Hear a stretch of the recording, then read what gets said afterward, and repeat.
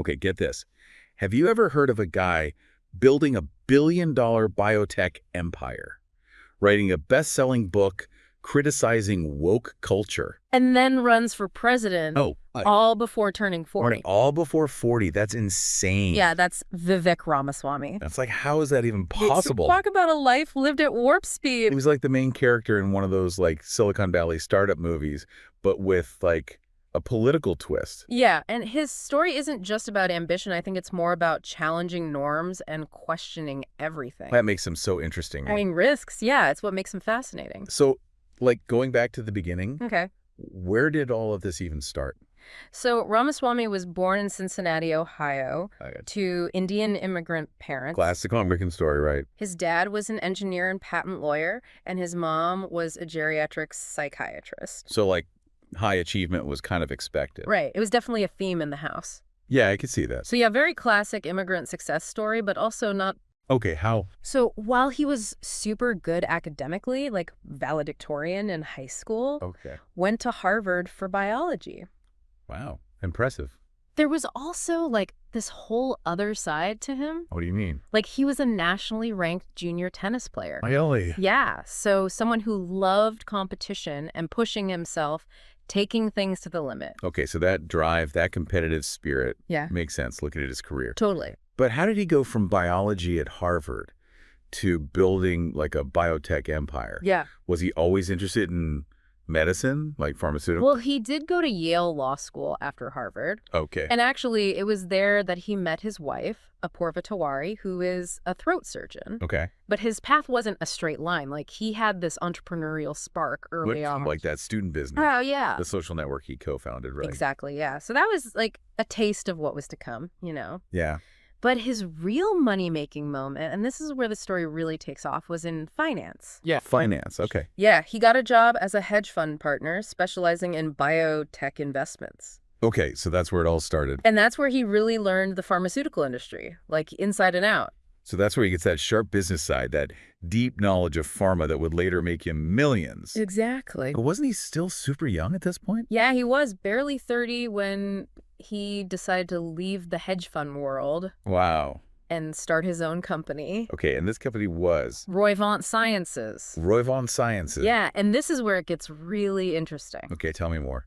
His whole idea was to take these abandoned drug candidates from big pharma companies, right? Like drugs that had been shelved? Exactly, yeah, for whatever reason shelved, Okay. and he wanted to see if he could revive them. So he was like a pharmaceutical treasure hunter. Totally, finding these hidden gems. That everyone else had overlooked. Yeah, exactly. But was he like a scientist himself? That's a good question. Ramaswamy called himself a scientist. But I think his real genius was more in finance and spotting opportunities. He just had this knack for seeing the potential in these, like, forgotten drugs. Yeah. And figuring out how to bring them to market. That's pretty incredible. Yeah. But I mean, that whole strategy just sounds so risky. Oh, absolutely. If these drugs were abandoned, there must have been a reason, right? Admittedly. Like, were they too expensive to develop, dangerous side effects, something? Like, right, and that's what makes it high risk, high reward, right?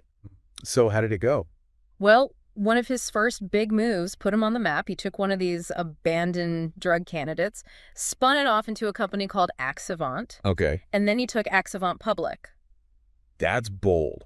Oh, yeah. And this is that billion-dollar valuation we were talking about. Exactly. I mean, it's amazing, but It was a big deal. was this all based on just hype? Well, keep in mind, this valuation was mostly based on this single Alzheimer's drug Okay. that he had bought the rights to for, like, $5 million. Wait, 5 million to potentially billions? That's Yeah. crazy. But did it actually work? Like, did this miracle drug actually do what it was supposed to? Well, that's the thing with big gambles, right? Sometimes they pay off, and sometimes they don't. Exactly. And in this case, the Alzheimer's drug failed in clinical trials. Oh, so a setback, Yeah. but not a total failure, right? No, not at all. Because the move itself, taking this, like, forgotten drug and turning it into this, like, multi-billion-dollar company, it showcased Ramaswamy's, like, audacity and his ability to get investors to buy into his vision. That's true. Just the fact that he pulled that off is impressive in itself. Right. But, I mean, what happened next? Well, that's a story for part 2. Okay, I can't wait to hear more about this guy. It's wild. I know, right? He just keeps going. He doesn't stop. It didn't stop him, no. Okay, so what happened? So a few years later, 2020, He ends up selling 5 other drugs Wow. and a stake in Rovant Okay. to this Japanese pharmaceutical company Okay, called well- Sumitomo Danapon for $3 billion. $3 billion? Are you serious? Yeah, So he basically hit the jackpot. pretty much, yeah. I mean, at this point, he's in his mid-30s, right? Yeah. Insanely wealthy. Yeah. Could have just retired You'd think, right? to, like, a private island somewhere. Yeah, exactly. But I guess that's just not Vivek Ramaswamy. Not at all. So then what? He's driven by ideas, I think, this desire to, like, shake things up. Okay, so this is where his book comes in. Yeah. Woke Inc. Yeah. I mean, what was the core argument there? Why was he so passionate about this whole woke culture thing? Well, he's arguing that corporations are too focused on social justice issues and ESG investing. ESG, that stands for? Environmental, social, and governance. Basically, companies are being judged on more than just their profits now. Yeah, it's like their impact on the environment, social issues. How they govern themselves. It's Exactly. a big topic. It is, and Ramaswamy believes that this shift is hurting both businesses and democracy. In what way? He thinks it's leading to companies making decisions based on political pressure, rather than, like, what's best for their business, Interesting. and in the long run, for the economy as a whole. So he's basically saying that companies should focus on, like, making great products, Yeah, being profitable, creating jobs, exactly. and leave the social stuff to the government. That's kind of a simplified way to put it. Yeah. But yeah, the gist is there. He thinks that when companies try to be, like, everything to everyone, they just end up not doing anything well. And that definitely resonated with people. It did. I mean, his book was a bestseller. Yeah, and he became this, like, really prominent voice in the conservative movement. But did he, like, actually try to put these ideas into practice, or is he just, like, talking about it? Oh, he put his money where his mouth was. Oh, really? Yeah, in 2022, he launched his own investment firm, What was it called? Strive Asset Management. And this was positioned as, like, the anti-woke alternative to these big firms like BlackRock. So instead of focusing on ESG, Strive would focus on what? Like, just pure profits. Well, he calls it excellence capitalism. Okay, what's that? The idea is that companies should mainly be judged on their financial performance Okay. and their ability to create long-term value. It's an interesting concept. Did it, like, actually gain any traction? Yeah, I mean, it definitely got attention. He got some big names backing him, like Peter Thiel. Oh, wow, the co-founder of PayPal. Yeah, and Bill Ackman, who's a super successful hedge fund manager. So this wasn't just some, like, fringe idea. No, not at all. But was this whole thing, was it just a business strategy, or was there something deeper going on? That's a great question. Because in 2023, he does something that really surprised everyone, right? Totally. He decides to run for president of the United States. You're kidding. From biotech CEO to anti-woke investor to presidential candidate? Yeah. It's like, how does he even have the time? This guy does not slow down. What was he thinking? Well, I think he saw this connection between what he called wokeism and the decline of, like, American excellence. He felt America had lost its way, you know, Okay. too focused on identity politics and victimhood, and that it needed a leader who would, like, be a champion for meritocracy and individual responsibility. So he was tapping into that feeling among some Americans Yeah, that the country was going in the wrong direction. exactly. Values were being eroded. Yeah, and his message really resonated with a certain part of the population, especially those who felt, like, forgotten or unheard by the political establishment. So a classic outsider candidate story. Very much so, yeah. But what were some of his specific policies? Like, was it all just about anti-wokeism, or was there more to his platform? Well, he definitely leaned into that anti-woke rhetoric. Okay. But he also had some, I guess you could say, radical ideas. Yeah. He proposed raising the voting age to 25. 25, wow. Yeah, restricting birthright citizenship, Oh, got it. abolishing the FBI, I forgot. the Department of Education, Oh, wow. Hold and on. even using military force against Mexican drug cartels. Okay, those are some bold ideas. Definitely. It sounded like he was going for shock value, Yeah. trying to get people talking, shake things up. Was it working? For a while, it seemed like it was. His poll numbers started going up. Yeah. And some even thought he could be a threat to Trump's hold on the Republican Party. Okay, so he was riding high, shaking things up. Yeah. But what happened? Did he just kind of flame out? Well, that's where it gets really interesting. Remember that connection with Elon Musk? Yeah. Yeah, where Musk called him a promising candidate? Yeah, well, that was just a hint of what was coming. Okay, so we've got this anti-woke crusader, Hmm. making waves in business, and now he's running for president, even getting attention from Elon Musk. Where does this wild story go next? Well, it takes a turn in the Iowa caucuses. Oh, yeah. Iowa, that's always a big deal. Huge. And Ramaswamy ends up finishing fourth. Fourth.